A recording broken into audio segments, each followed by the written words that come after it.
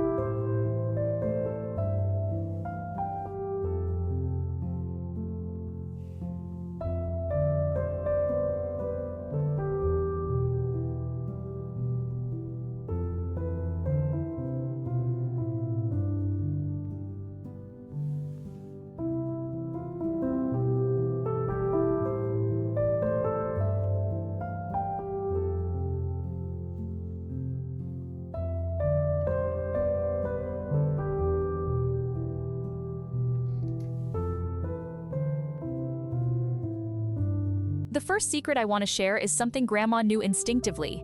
Texture is the antidote to a sterile room. In many of today's small homes, we have hard flooring, flat drywall, and mass-produced furniture. It can feel a bit cold. Grandma solved this by layering. She didn't just have a sofa, she had a sofa softened by a thick cream cotton crochet throw with scalloped edging. She didn't just have a wooden table, she had a table topped with a linen runner and a hand-stitched doily. These layers do more than just look pretty. They absorb sound, they soften the light, and they tell your eyes that this is a place of rest. We're seeing a massive return to these handmade textiles because they offer a visual hug that a modern flat room lacks. If you have a corner in your living room that feels a bit uninviting, try draping a vintage granny square afghan in shades of sage green, mustard, and ivory over the arm of a chair. Suddenly, that corner has a story. It feels lived in and loved.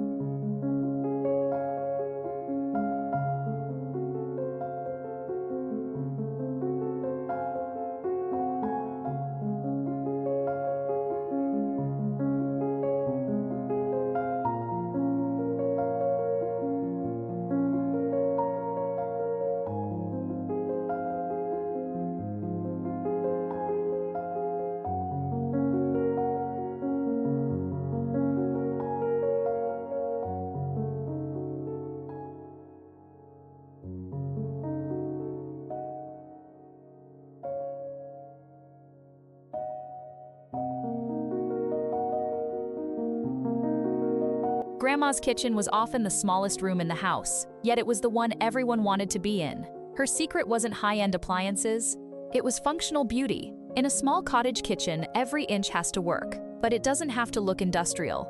Grandma used crochet pot holders, not just as tools, but as wall decor. Think of a simple wooden peg rail with a few cotton crochet pot holders in it, butter yellow, hanging next to a linen tea towel. It's practical storage that adds a burst of color and a soft texture to a room full of hard surfaces like tile and metal.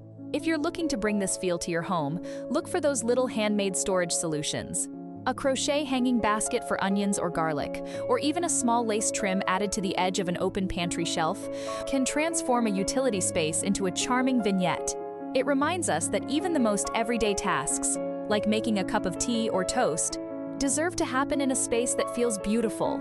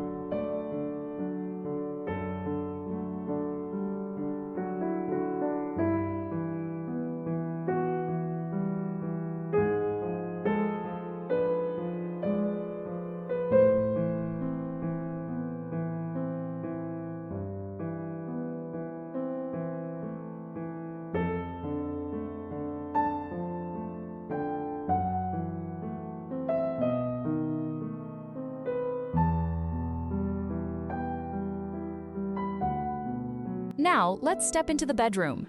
In a small home, bedrooms can sometimes feel cramped, but Grandma knew how to make a small room feel like a cozy cocoon. Her secret was the hero textile. Usually this was a heavy, hand-stitched patchwork quilt, or a white chenille bedspread, with those iconic tufted patterns. These pieces give a small bedroom a clear focal point. When you walk into a room and see a bed layered with an old quilt and a few needlepoint cushions featuring floral motifs, the size of the room no longer matters. Your focus is on the comfort. If your guest room or master bedroom feels a bit hotel-like and cold, try adding a crochet-trimmed pillowcase or a lace-edged flat sheet folded back over a simple comforter. These tiny, handmade details signal that the room was prepared with care. It's that feeling of being expected and cared for that makes vintage cottage style so emotional and enduring. Just a little reminder, if you're enjoying these cottage ideas, I'd love for you to join our little community here by subscribing.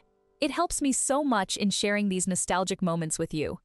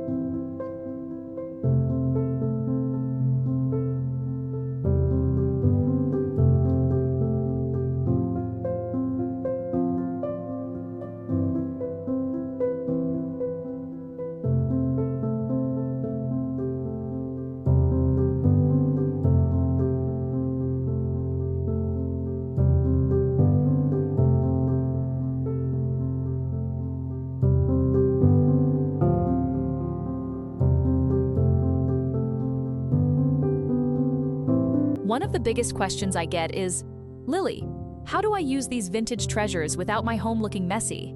It's a valid concern. Grandma's house was full, but it usually felt orderly. Her secret was the purposeful grouping. Instead of scattering small items everywhere, she would create a scene. A milk glass lamp sitting on a lace doily, next to a small stoneware crock filled with dried lavender. That's a collection. It feels intentional. In a small home, we have to be careful with our visual real estate. Use your crochet and lace as anchors.